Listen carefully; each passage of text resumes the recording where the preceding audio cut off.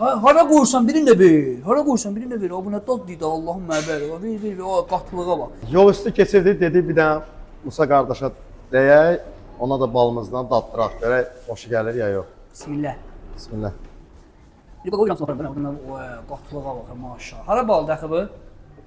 Kürdəmi? Yox. Hə. Zakatala baldı. Dəqiq. Sol deyir məndə.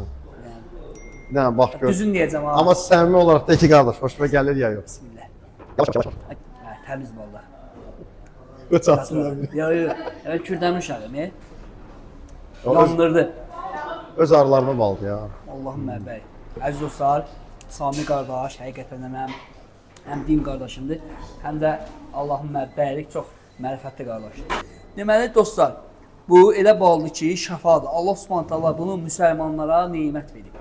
Bunun bu ölümdən başqa çox şey dərmandır qardaş. Şəfadır bu. Bismillah. Ay başım yox.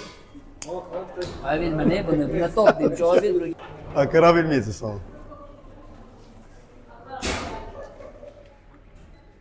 Salam aleyküm, bu məndir.